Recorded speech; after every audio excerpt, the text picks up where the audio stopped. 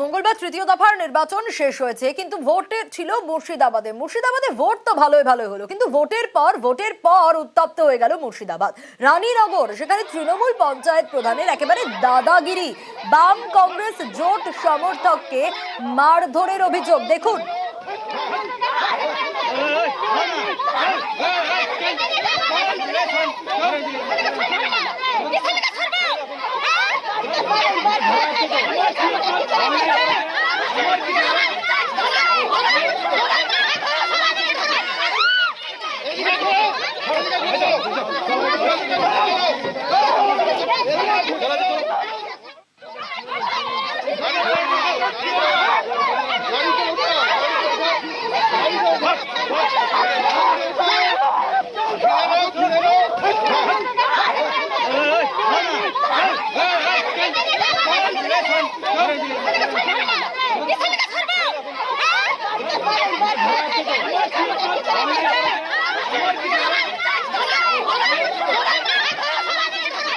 ভোটের পর উত্তপ্ত মুর্শিদাবাদ। ভোট তো ভালোই মিটলো, কিন্তু ভোটের পর এভাবে উত্তপ্ত পরিস্থিতি। রানীনগরের ছবি দেখছেন আপনারা ইতিমধ্যে।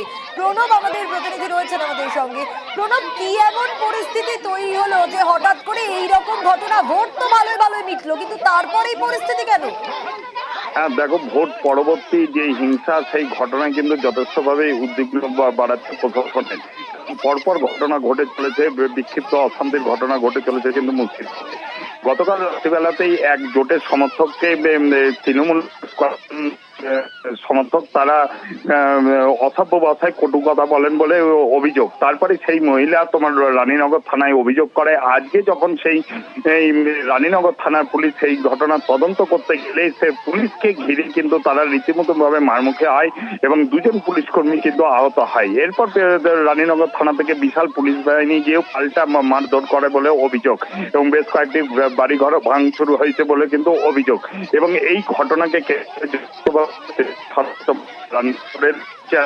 নামপাড়া হয়েছে, সেই নামপাড়াতে এবং ঘটনায় দুজন পুলিশ কর্মী কিন্তু আহত হয়েছে এবং তাদেরকে মুর্শিদাবাদ মেডিকেল কলেজে কিন্তু রেফার করা হয়েছে বলে কিন্তু জানা যাচ্ছে। সেক্ষেত্রে প্রণব, এই মুহূর্তে কি অবস্থা? কতজনকে আটক করা হয়েছে এখনো পর্যন্ত? আরো একবার একটু জানতে চাইবো। দেখো, রানীনগরের এই ঘটনায় এখনো পর্যন্ত 4 জনকে আটক করা হয়েছে এবং গ্রামের মধ্যে যথেষ্টভাবে উত্তেজনা থাকে। বিশাল পুলিশ বাহিনী রয়েছে এবং বেশ কয়েকজনের নামে অভিযোগও উঠেছে এবং বিশেষ করে মালিপাড়া যে 1 নম্বর পঞ্চায়েত রয়েছে, তার যে প্রধানের ভাই সেন্টু শেখ, সে হচ্ছে মূল অভিযুক্ত এবং তারও খোঁজে কিন্তু তল্লাশি চালাচ্ছে পুলিশ। বেশ প্রণব, সঙ্গে থাকো, আরো একটি খবর দর্শকদের জানাবো, তারপর ফিরছি তোমার কাছে।